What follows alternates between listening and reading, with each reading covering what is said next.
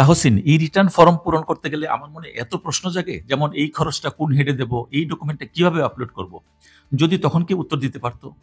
আনিকা, তুমি চিন্তা করছো কেন? তুমি তো ই রিটার্ন হেল্প ডেস্কের সাহায্য নিতে পারো, তাই নাকি? ই রিটার্ন হেল্প ডেস্ক। সম্মানিত দর্শক, চলুন জেনে নেই ই রিটার্ন হেল্প ডেস্ক সম্পর্কে বিস্তারিত। জাতীয় রাজস্ব বোর্ড ৯ অক্টোবর ২০২৫ তারিখে এক প্রেস রিলিজে জানিয়েছে, সারা দেশের সকল কর অঞ্চলে ই রিটার্ন হেল্প ডেস্ক চালু করা হয়েছে। ই রিটার্ন সংক্রান্ত যে কোনো সমস্যায় করদাতাদের সহায়তা প্রদানের জন্য জাতীয় রাজস্ব বোর্ড একটি কল সেন্টার স্থাপন করেছে। উক্ত কল সেন্টারের ০৯৬৪৩৭১৭১৭১ নম্বরে ফোন করে করদাতাগণ ই রিটার্ন সংক্রান্ত প্রশ্নের তাৎক্ষণিক টেলিফোনিক সমাধান পাচ্ছেন।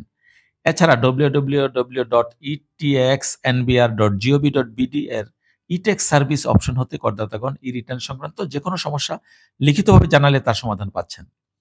এছাড়া সারা দেশের সকল কর অঞ্চলে ই রিটার্ন বিষয়ক সেবা প্রদানের লক্ষ্যে ই রিটার্ন হেল্প ডেস্ক স্থাপন করা হয়েছে। সম্মানিত করদাতাগণ নিজ নিজ কর অঞ্চলে সশরীরে উপস্থিত হয়ে অথবা নির্দিষ্ট ফোন নম্বরে যোগাযোগ করে ই রিটার্ন বিষয়ক সেবা পেতে পারেন। সারা বাংলাদেশের সর্বমোট ৪৮টি কর অঞ্চল থেকে এ সেবা দেওয়া হচ্ছে।